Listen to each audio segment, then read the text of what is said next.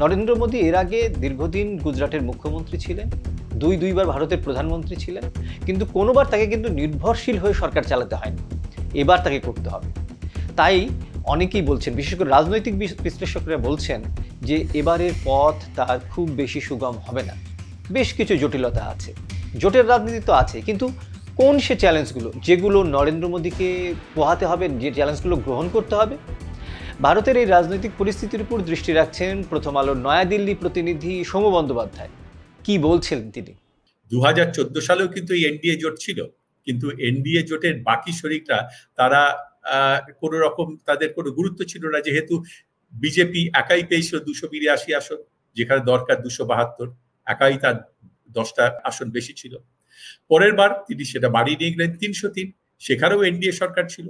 সুতরাং এই যে এনডিএ সরকার, এই এনডিএ সরকারের কোনো অস্তিত্বই গত 10 বছরে বোঝা যায়নি। এখানে মোদী এবং মোদী সব, তিনি প্রথম, তিনি শেষ, তার কথাই শেষ, তার সিদ্ধান্তই একমাত্র সিদ্ধান্ত। তার সামনে কিন্তু অনেকগুলো চ্যালেঞ্জ আসছে। যেমন যে সিদ্ধান্ত তিনি একার ক্ষমতা নিতে পারতেন বা নিয়ে এসেছেন, এখন তা নিতে পারবেন না। যেমন ধরো, এক দেশ এক ভোট, যেটা সাবেক রাষ্ট্রপতি রামনাথ কোবিন্দকে নেতা করে যে কমিটিটা নরেন্দ্র মোদী তৈরি করেছিলেন, যে দেশের লোকসভা নির্বাচনের সঙ্গে সঙ্গে বিধানসভা নির্বাচনগুলো হবে, এটা অনেকটা প্র্যাকটিক্যাল নয়, এইরকম ধরনের বিভিন্ন মতামত আসে। কিন্তু সেই অর্থে কারুর সঙ্গে, বিরোধীদের সঙ্গে সেরকম ভাবে আলোচনা না করে তিনি এই সিদ্ধান্তটা নিলেন, এবং রামনাথ কোবিন্দের কমিটি তার রিপোর্টও রাষ্ট্রপতির কাছে পেশ করে দিয়েছে, যাতে এটা সম্পূর্ণভাবে বলা হয়েছে এটা হওয়া উচিত।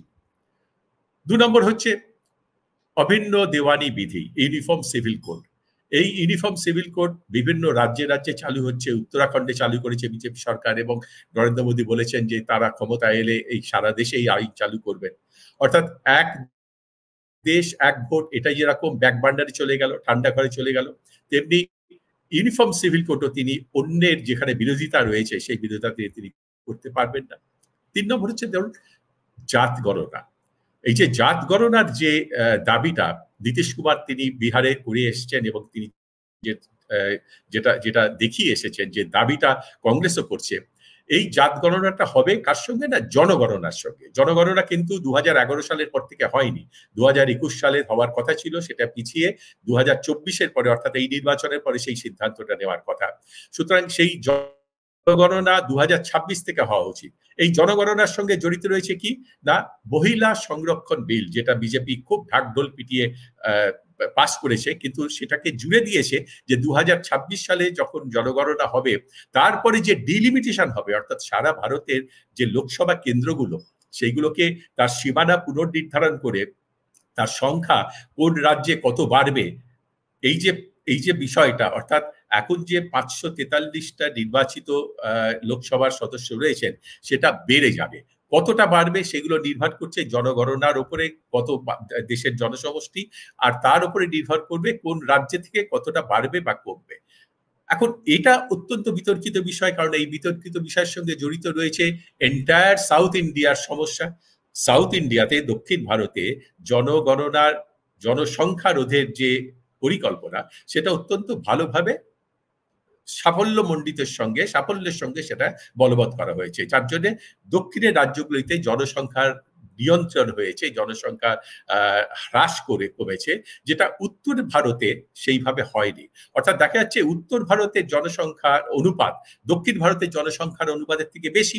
এবারে জনসংখ্যার নিরিখে যখন নির্বাচিত হবে, যখন ঠিক হবে যে জনপ্রতিনিধি কতজন হবে, তখন দেখা যাচ্ছে যে উত্তরপ্রদেশের জনপ্রতিনিধি যতটা বেড়ে যাচ্ছে, কর্ণাটকের তার থেকে অনেক কম বাড়ছে, তামিলনাড়ুতে কম বাড়ছে, কেরালাতে কম হচ্ছে, অন্ধ্রপ্রদেশে কম হচ্ছে। এই বিষয়টা নিয়ে দাক্ষিণাত্য বনাম উত্তর ভারত, এদের একটা সংঘাত কিন্তু অনিবার্য।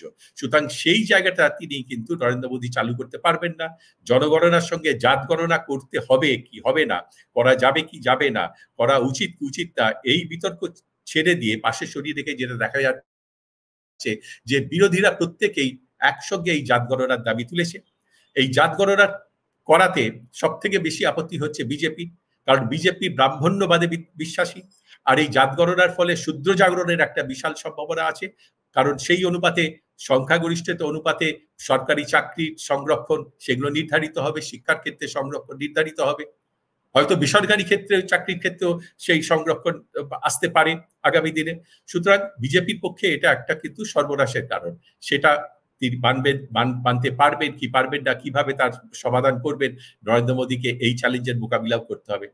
এর পাশাপাশি আরো যে সমস্ত চ্যালেঞ্জগুলো আসছে, যেমন যেভাবে গত 5 বছর ধরে কেন্দ্রীয় এজেন্সিগুলোকে নরেন্দ্র মোদীর নির্দেশে, সরকারের নির্দেশে বিরোধীদের বিরুদ্ধে যেটা চালিত হয়েছে এবং যেটা মোটামুটি এখন প্রায় সকলের বিশ্বাসের পর্যায়ে পৌঁছে গেছে যে এটা করা হয়েছে রাজনৈতিক দিক থেকে দেখে, অর্থাৎ বিজেপি হয়ে গেছে একটা ওয়াশিং মেশিন। যে যত বড়ই দুর্নীতিগ্রস্ত হন না কেন, বিজেপিতে যোগ দিলে তার সব খুন মাপ, তার সব দোষ মাপ, তার বিরুদ্ধে আর কোনো তদন্ত হচ্ছে না, তদন্ত থাকলে খাতায় কলমে বন্ধ না হলো সেটা আর কোনো অগ্রগতি হচ্ছে না। এই যে একটা প্রচার, যে প্রচারটা মানুষ বিশ্বাস করেছে, সেইখানটাতে বিজেপি আগামী দিনে এই শরিক নির্ভর নরেন্দ্র মোদী কতটা এই এজেন্সিগুলোকে কাজে লাগাতে পারবেন সেটাও একটা বড় ব্যাপার।